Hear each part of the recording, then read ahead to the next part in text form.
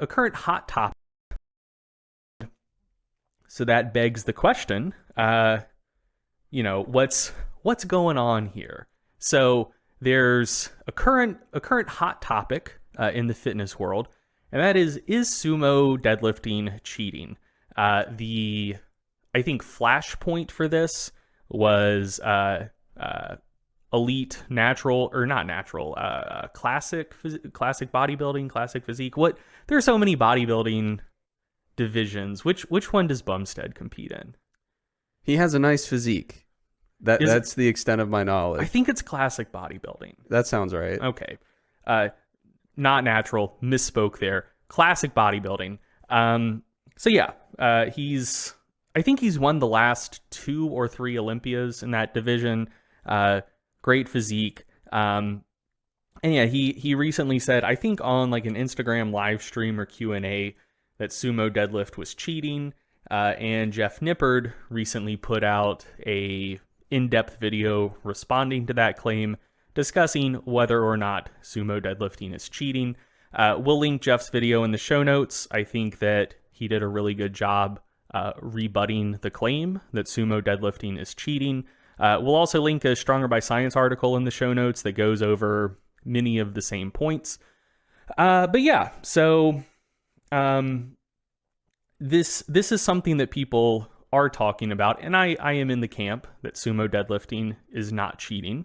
But when people see Krzysztof Wierbicki pull a heavier deadlift at 230 than super heavyweight strongmen have pulled at 400 plus, it makes people wonder, like, okay, like this is clearly, it's more weight at a way lighter body weight. He has to be getting a huge advantage from pulling sumo, right? And so, you can look at the research and say, both research and just competitive results, and say, on average, it doesn't seem like there's much of a difference between sumo and conventional deadlift. It's not something where like everyone's going to pull way more weight sumo than they do conventional. They're not just fundamentally different exercises. And you can say that, and you can cite research. And like I said, if you hear me saying this and you have a knee-jerk response that like, oh no, like that has to be wrong, like they have to use completely different musculature, very different lifts, check out the Stronger by Science article, check out Jeff's video. I don't feel like relitigating all of that on the podcast, but I do want to address the very understandable observation that, there are some people, some really good sumo deadlifters, and you look at what they pull sumo, and you're like, there are no conventional deadlifters within the same zip code. Like Wierbicki, he competes at 231, like I said, pulling 1100 off the ground in training. There are no conventional deadlifters in that weight class who are close to that number.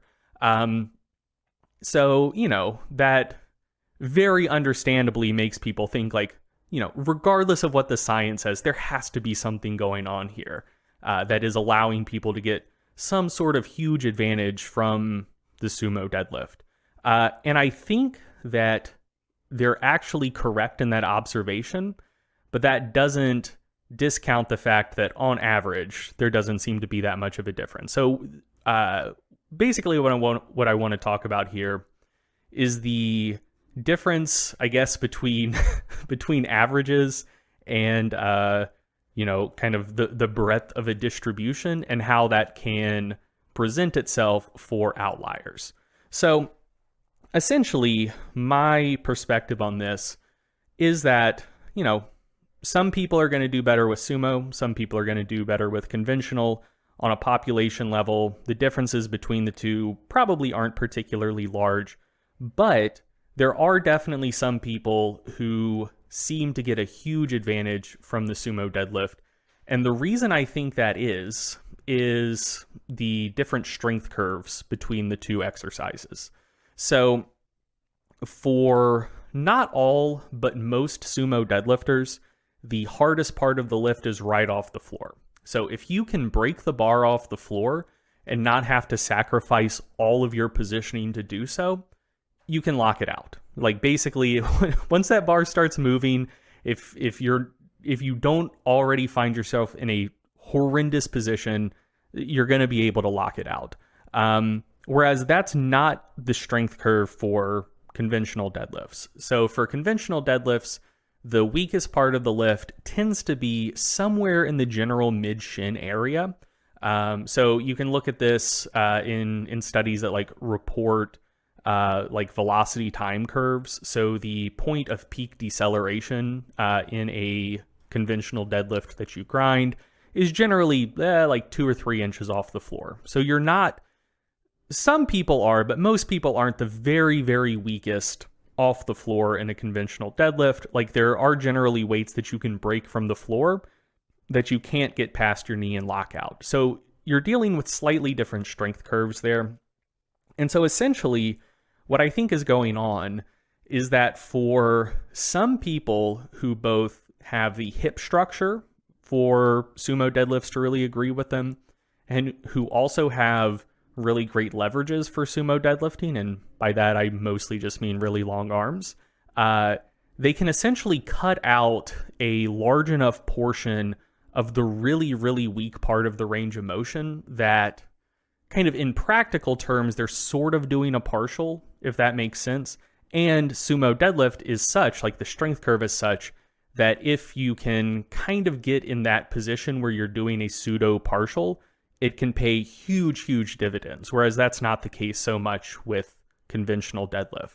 And you can kind of test this for yourself. So if you're someone who has a decent bit of experience with both sumo and conventional deadlift, what you can do is just go to the gym and just do like a 3-inch block pull 1 rep max and compare that to your maxes from the floor. So just speaking for me personally, so I have really short arms. It's very unfortunate. Eric just mentioned basketball. I play a lot of basketball. Long arms, big wingspan, good for basketball. I don't have them, can't clog up passing lanes the way I'd like to. It's unfortunate. Also affects my deadlift. And so, yeah, like my conventional deadlift, my my best pull from the floor is 735, and my best pull from 3 or 4 inch blocks is like 740. So, and that's basically because like, you know, my weakest point in the deadlift is basically where a 3 or 4 inch block pull is starting. So I'm going to have to go through that range of motion with a pull from the floor. I'm going to start at that part of the range of motion for a 3-4 inch block pull. So ultimately it doesn't make that much of a difference. If I do like a 6 inch block pull, like still below the knees, I am going to be able to pull more weight, but it's still not like a huge night and day difference. But then once I get above my knee, you know, I can pull way, way more weight. For sumo, on the other hand, and unfortunately, I don't have video of this. You're just going to have to trust me. My best deadlift from the floor, sumo, is, what is it? It's either 705 or 725. I don't do sumo and meet, so I don't pay that close of attention. But it's somewhere in the low sevens. I've pulled 850 from a 4 inch block, or 855 from a 4 inch block sumo. So we're talking an enormous difference. And so if I was someone whose arms just happened to be 4 inches longer, which wouldn't be freaky outlier proportions, like that would, if anything, give me more normal proportions, I would have a huge advantage pulling sumo. And I essentially think that's basically what's going on. So if someone has the hips for sumo, which I do, and they also have relatively long arms, so they can get in a starting position that would be equivalent to a starting position of a low block pull for someone with shorter arms, they're cutting off a relatively large portion of the range of motion that would otherwise be the hardest part of the range of motion. And you just don't get that same dynamic with the conventional deadlift. And so essentially what I'm proposing is that for the vast majority of individuals, like 95% plus of people, you don't have to worry about that. Like that dynamic isn't in play. You know, sumo will feel better for some people. Conventional will feel better for some people.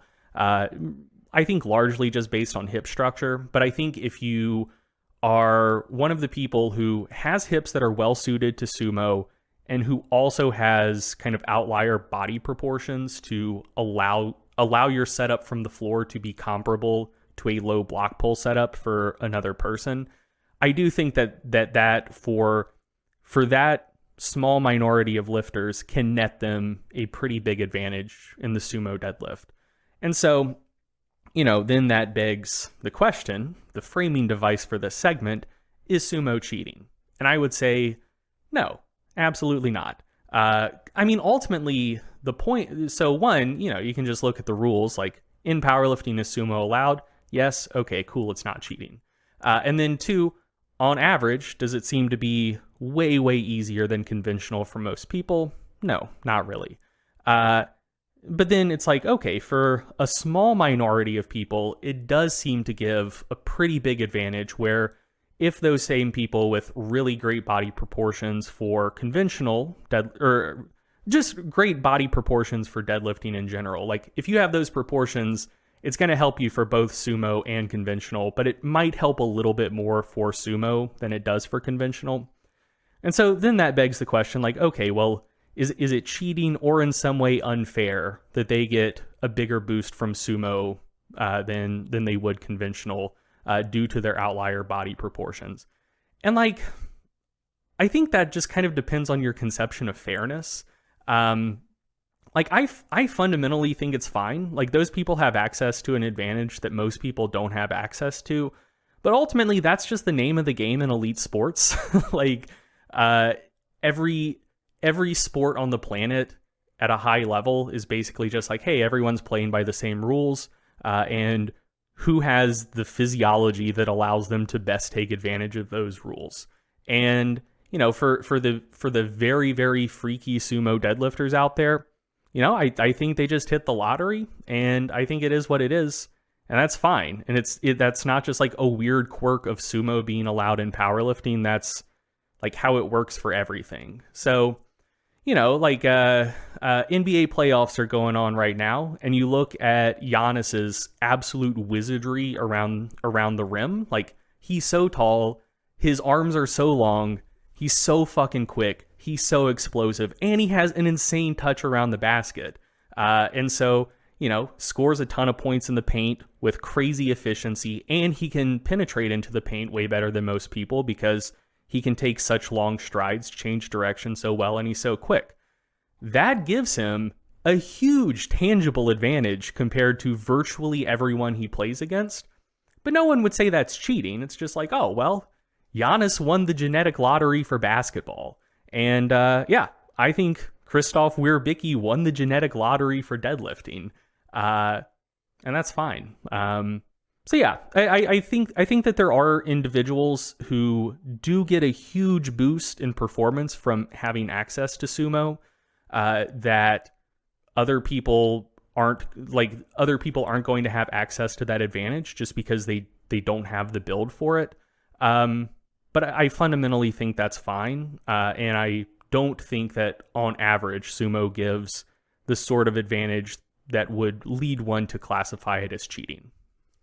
Yeah, I mean, like you said, when you start looking at high achievers in any remotely athletic contest, you look at the highest level performers, and almost always you can start to identify ways that they were kind of built for what they do. Mm-hmm. And that's kind of to be expected when there's a large pool of potential competitors.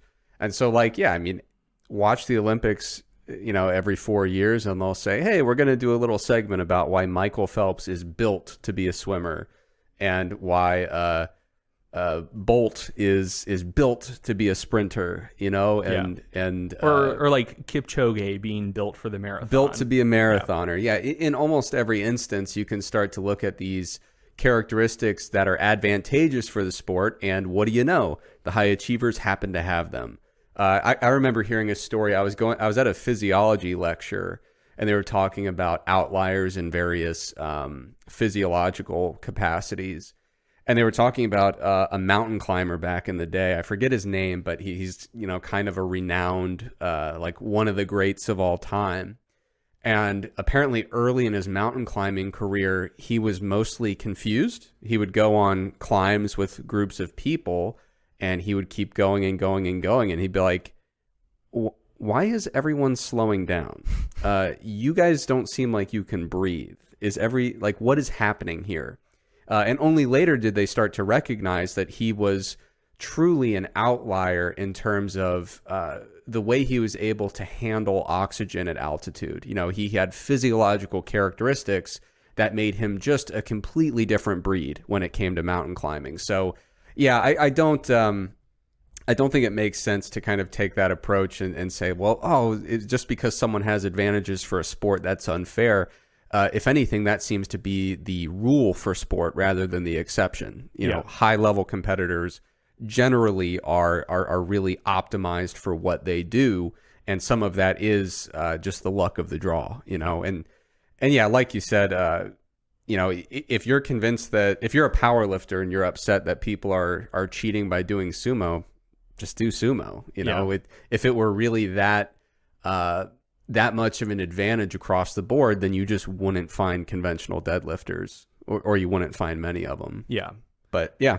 Oh, and one more thing I'll note as well. So this is something that Jeff mentioned in his video that I don't think he really went in depth explaining. But one thing that you do see in powerlifting that makes all the sense in the world through the lens that I'm using to frame this segment, where basically, like, if you're built in such a way that sumo lets you cut off a large enough portion of the bottom part of the lift, largely just due to how you're built, you may get a huge boost from it. So through that lens, one thing that you can observe is that the sumo deadlift is quite a bit more popular than the conventional deadlift for shorter lifters. So lightweight males and lightweight and middleweight females. And then the conventional deadlift is quite a bit more popular in the heavier weight classes for both sexes, and is super popular for the super heavyweight class for male lifters, because supers tend to be pretty tall. And so I think what explains that is that the range of motion for a deadlift is very arbitrary. So, you know, it's always determined by the radius of the plates. That determines how high off the ground the bar is. And so it's starting higher relative to the shin for shorter lifters and lower relative to the shin for taller lifters. And so if you're a short lifter who also happens to have long arms, or even if you don't have long arms, it's just relatively a shorter range of motion because you're a short person and the bar is starting higher on your shin. Whereas for taller people, even if you do have relatively long arms and a conventionally good build for deadlift, the range of motion, relatively speaking, is just longer because the bar is starting relatively lower. And so I think that's basically what's going on. Like if you have long arms and you also happen to be short and you also happen to have hips that can let you adduct a lot, you know, you might very well have a 100, 200, or if you're very strong, like a 300-pound difference between your sumo and conventional deadlift, where you can pull more sumo. Yeah, I think that's just kind of a quirk of the lift. Whereas if it's the opposite set of circumstances where, so the kind of test I mentioned you could do before of just comparing your sumo and conventional deadlifts from the floor versus a 3-4 inch block pull, you can do that opposite test with a deficit deadlift. And what many people will find is that if you do a sumo deadlift from like a 3-inch deficit, your numbers are going to go way, way down. Whereas if you do a conventional deadlift from a 3-inch deficit, your numbers probably won't be that different from the floor. Like you'll probably pull a little bit less, but not necessarily a night and day difference. So yeah, like I think that's basically what's going on, where if someone has relatively short arms, especially combined with being a relatively tall person, sumo gives them a pretty big disadvantage because it's just not compatible with how they're built. And kind of relatively speaking, it would be like a shorter person with longer arms pulling a deficit sumo deadlift. So yeah, like I think that's one of the big factors. And I don't think Weirbicky himself is particularly short. He just has really long arms, and he can abduct super well. Yeah, so I think that explains the trend observed in lifters of sumo being more popular with shorter lifters, conventional being more popular with taller lifters. I think it's just owing to the fact that range of motion itself is fairly arbitrary, and the radius of the plates kind of happens to be in that nether realm where for some people it is going to result in sumo giving a relatively large advantage, and for some people conventional giving a relatively large advantage over sumo. If people wanted to make that completely fair, where it's just like, hey, we're going to take like the relative height effect out of it and completely do away with the sumo or just the deadlift in general, starting relatively higher on the shins for shorter people, lower for taller people. What they could do is just have the bar start on the floor where, like the plates are kind of underground almost, and then there's a little kind of like gap where you can like get your hands around the bar, but just the bar is starting at floor height and it's floor height for everyone. That would kind of level the playing field. I think under those circumstances, most people would pull conventional. And also most people would pull with enormous spinal flexion. That would be fun to see as an experiment to really test the hypothesis of, is spinal flexion dangerous? I think if powerlifting shifted over to that style of deadlift for a year, we could have a pretty decent estimate. But yeah, I mean, that's just another thing to note. Powerlifting overall, both deadlift and also bench press, there are advantages of being a short powerlifter. So already talked about deadlift. It's starting relatively higher on your shins, might increase the odds that you can get a pretty big boost from being able to deadlift sumo. Another advantage that short powerlifters have is just that like you can go relatively wider on the bench press. And we've talked about this before too, where when people get upset about the really, really short ranges of motion for competitive powerlifters, it's almost always the lighter weight lifters. There's a reason for that. Lighter lifters tend to be shorter lifters. Shorter lifters tend to have shorter arms. And the maximum bench press width is 81 centimeters for everyone. So if you're 5'2" and you're benching with an 81 centimeter grip width, like your arms are almost completely out to your sides to start with. Whereas if someone's 6'4" with long arms,